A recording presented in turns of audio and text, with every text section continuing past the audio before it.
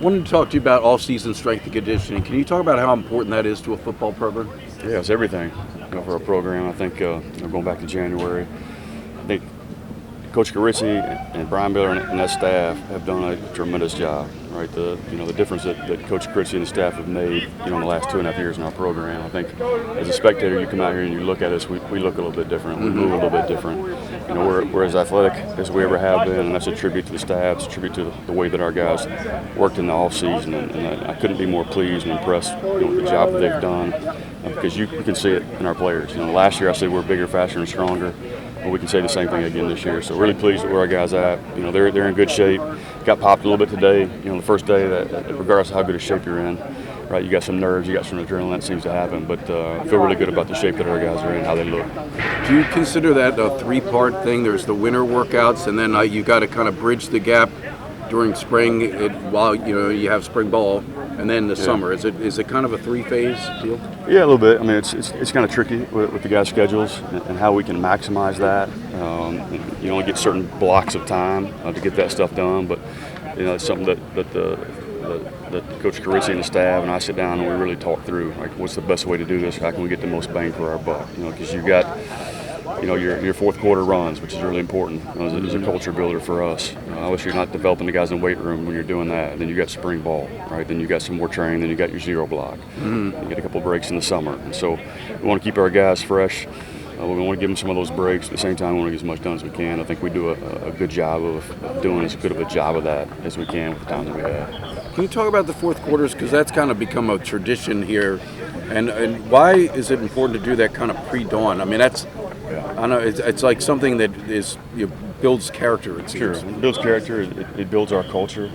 Right, you got to do hard things around here, and it's kind of a rite of passage to get through the fourth quarters, and we want to see how guys are going to attack that. To me, that's when you earn the trust of your coaches and your teammates, going through and doing those hard things together, and those are the things that create this special bond that we have here. How much input do you have as far as, I know you trust Coach Kiritsy, but of course you as head coach want to make sure you're involved in this whole thing? Sure. I want to be informed. I trust him entirely. I mean, he's an expert in his field. I don't think there's a better one in the country, in my opinion.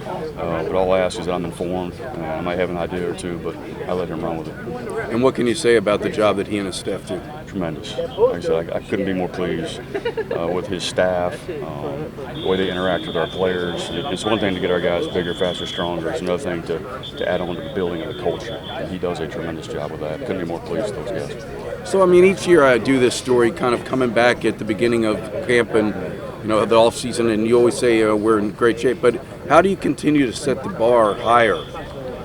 As far as the off season? Right, and the strength and conditioning program, because every year you all say, we had a great off season, but sure. How do you how do you make sure you're constantly moving forward? It's the same thing that you do, after the season. You evaluate everything in your program. Right? You look at the things that we did well, you look at the things that we can improve, and you just keep building on it, and you evolve. Just like we evolve offensively and defensively, Coach Kiritsy and his staff do the same thing with our guys, whether it's new equipment or the way that we're doing things, or the time that we're training our guys and how we're going about that. But he does a great job of always trying to find a way to get better, like we all do in this program. So talking all-season strength and conditioning, I mean, this is where you shine. This is your job.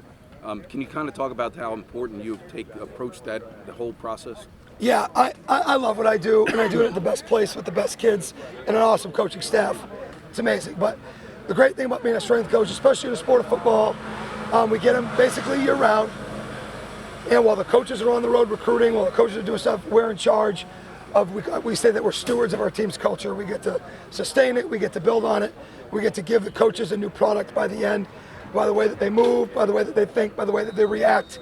And we take a lot of pride in that responsibility. It's a heavy responsibility, and we love it, love it, love it.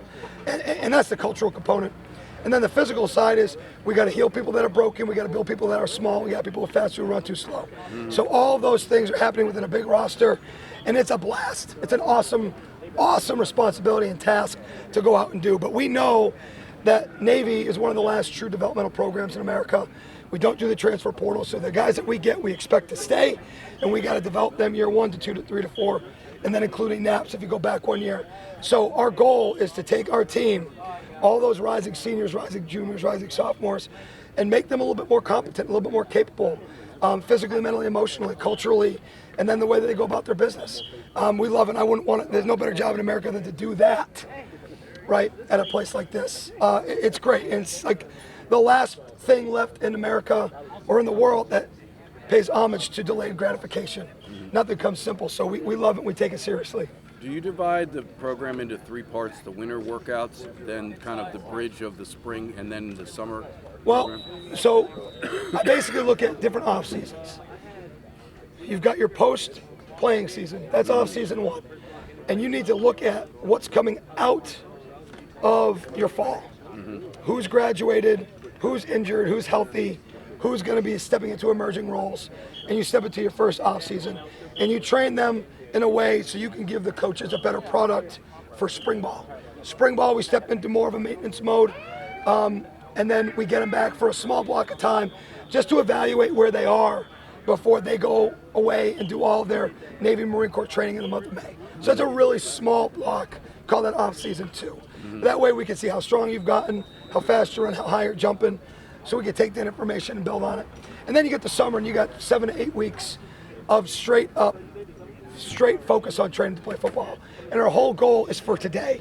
To be honest, like everything about the summer is to get them ready for the first 3 days of camp, right? If we can get them fit, fast, and tough and have them competent and capable so they can have great practices and stay as healthy as possible, then we've done our job, and then playing football will take care of the rest.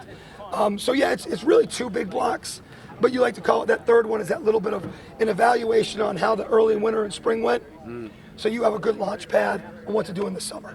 Can you talk about the fourth quarters? That's become kind of a legendary tradition here at Navy, and it's where you get them out there in the pre-dawn hours. I mean, it's not comfortable. I mean, it's hard. The goal is to understand that expectations, it's okay to have them be absurdly high. Because without setting really high expectations, you're never going to stretch yourself to the bounds of your capabilities. You're not going to. And you need people to tell you the honest truth. Our coaches are willing to do that. And the only way you're going to find those is to put yourself or be put into really, really uncomfortable situations that are relatively unfair, right? So we put you in super challenging, demanding situations under a lot of supervision, a lot of observation, with a lot of truly honest evaluation. And we say, listen, I think you're doing a good job. You're not doing a great job. And you might be like, well, I don't think that's true. Well, look yourself in the mirror and say, you know what? Do I believe in myself enough to trust these coaches? Or do I think that I've reached my potential? We hope that people find their bounds and make the right decision to push themselves harder and learn that there's a lot more to them than what they typically put on a day-to-day basis. Fourth quarters is a critical part of learning about what you're capable of.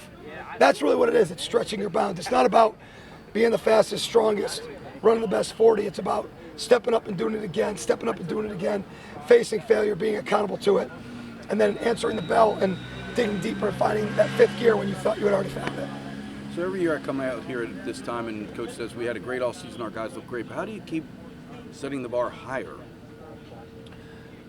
You know, metrics are a little bit more available to us now than they used to be.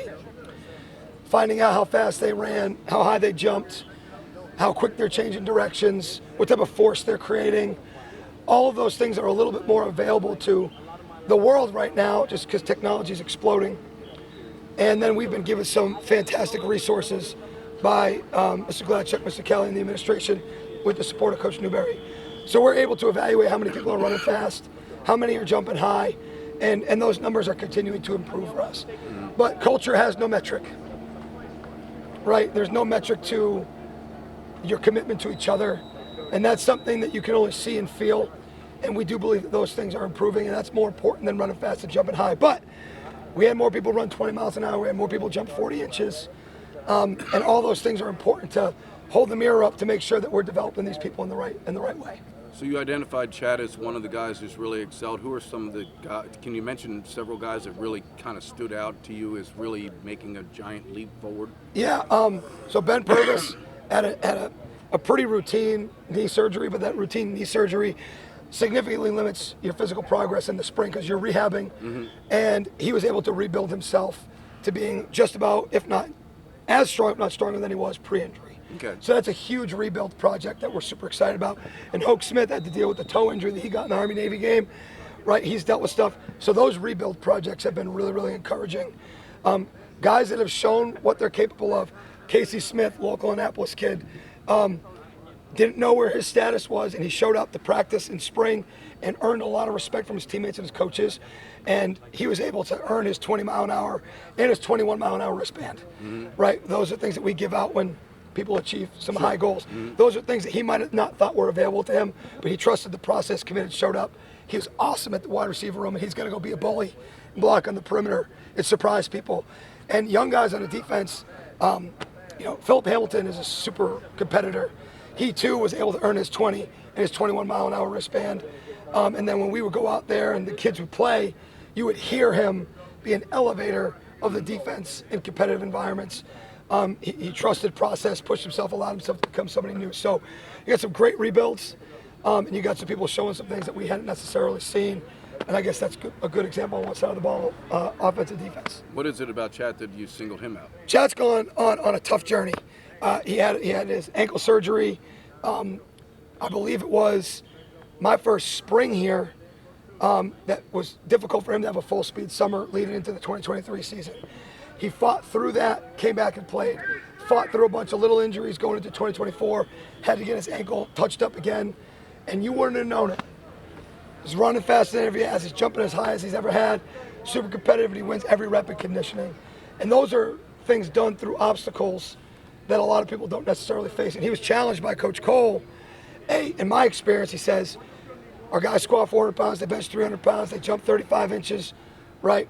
Can you do those things? Can you run just as fast as you've gained weight? And he goes, Coach, I'm gonna do my best. He's up 13, 14 pounds from when I met him. He's running faster. The fastest rep he ever ran was catching a post route in a Memphis game. He ran that same speed twice this summer, right? He bench pressed 315 pounds. Wow. Right? He's done all these things because he's individually challenged. He trusts the process. He goes to work every day, and we're super proud of him. Last guy I wanted to ask you about, Landon Robinson. Can you talk about the example Freak. he sets in the weight room? Blake Horvath said at American Conference Media Days that it's fun to watch Landon lift. Yeah, he's miraculous. He squats over 650 pounds. He benches over 450 pounds. He cleans over 300 pounds. He jumps 30 inches. He runs 20 miles an hour. You don't expect any of those metrics out of somebody of his stature. You kind of reserve some of those metrics to people who might be 350 and 320 pounds. And he does it with a smile on his face, with joy in his heart, and he brings people with him. He's so strong and capable that we have to restrict what he does. If I let him go, he'd bench 5, squat 7, right? But we don't need to risk having a 2-year starter get hurt. Right.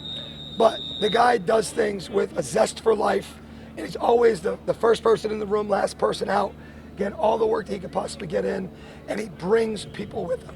And then when everyone's lifting heavy, he's typically the one everybody gets around, and it's fun to watch. Yeah, he's a joy. He's an absolute joy. He's a great representation of our program. I mean, I think like the biggest thing with us is, we play with love. So like, that love and compassion, when you get up early in the morning and you're on that line tired and you're ready to go to the next rep, is just for your love for yourself and your love for your brother right next to you. Like, I want to get better for me, but I also want to get better for you. I want you to be able to trust me, and I want to be able to trust you to do your job when we're playing VMI or we're playing Notre Dame.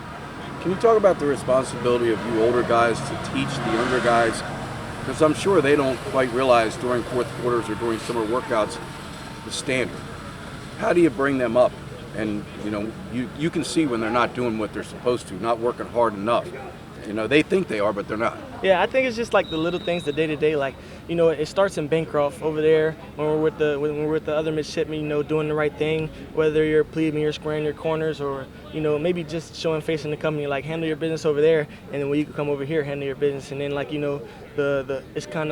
a lot of player-led on this team. Or kind of just constantly talking to the younger guys, and even like Isaiah Bryan, he's like a younger guy, but he's still one of the older guys, and we're just kind of talk to them, and it kind of like trickles down. But we also let them know, like, even doesn't matter how young you are, you're part of this team. Like, you're like, what you have to say matters. Like, if you see a senior doing something that we're not preaching, then like say something. The standard you walk by is the standard you accept. So hold each other accountable. So I know there's a general strength and conditioning program, but does Coach K and his staff also set some individual? Do you sit down with them and talk individually about you, Brandon Chatman, need to work on X, Y, and Z in terms of the offseason? Yes, yeah. We fill out a sheet every week. It kind of has like our our goals, like what weight that they want us to get to, or like, you know, like certain jumps or whatever, and we kind of sit down and talk about it. And then every week we fill out a sheet. It's like, what's your biggest win of the week? What's the biggest challenge of the week? And then like, what's the biggest team win and team challenge of the week? So I can see just sitting here talking to you, you're bigger. How much? He said, Coach K said you've gained some good weight. What are you up to, Chad? I'm like 178, 179 right Wow. now. Yeah, I weighed Career in high, huh? Yeah, I'm up there. So. What did you meet the metrics and goals that you had set for yourself? I did. I mean, like you said earlier, my goal this summer was to hit 315, and my bench last year was 275. So had to put in some work, and then, you know, just like gaining weight, you know, you naturally get slower. You got to get used to running at that weight. And I gained weight last season, but I gained it so late. So I made it like a goal of myself to gain it earlier this season. So I'm able to, like, you know, get faster and actually run and get used to that weight. So like my weight right now, I can run 20, 21. So I believe I met my goals this summer. So can you kind of talk about what happens in summer? You guys go off on your zero blocks, I guess they call it, when you could do your military training. When you come back, what is that next, like, I guess he said it was 8 weeks of summer? Yeah, so it's like, it's split up into blocks. There's block 1, block 2, and right now we're in block 3 doing fall camp. Block 1 is kind of like some guys do summer school if they feel like they need it. I did double summer school the past 2 years, but this summer I was like, you know, let me take a break. So I was on leave, but I was here because we have workouts every day. And then block 2 was like Mendo summer school for like the whole football team, so everybody's doing summer school, but I have like the lowest amount of credits because I was taking double summer school, so I didn't have to. So instead, I was a detailer this summer. But, you know, we're just going to class, doing whatever you do, and then you come out at 4 o'clock every day and you work out. And then like the days that, like Thursday and Friday, we're coming out at 5 in the morning and working. Can you talk about how difficult that is? I mean, all these other midshipmen go home for most of the summer, do whatever they want, have a really good time. You guys give up your summers. Yeah, I mean, like, you know, when you first get here, it's always the thought you think of, and you're like, dang, like, I wish I could go home, but I don't really think there's any fear of missing out. You know, you're here with your brothers, you're here playing the sport that you love. You know, it's what we signed up for. So in the grand scheme of things, I feel like it doesn't really matter. Like, we know that we're not going to get home, and in reality, we don't want to go home. We want to still be playing in December, so we don't get to go home for Christmas. So Coach K singled you out as a guy who really made tremendous steps. You heard him talking about you. How good does that make you feel that you impress the guy that's, you know, the trainer? I mean, it makes me feel good, but, you know, I can't never be satisfied. You know, there's always more work to do. You can always get better. All right, thanks, Chad. Thank you.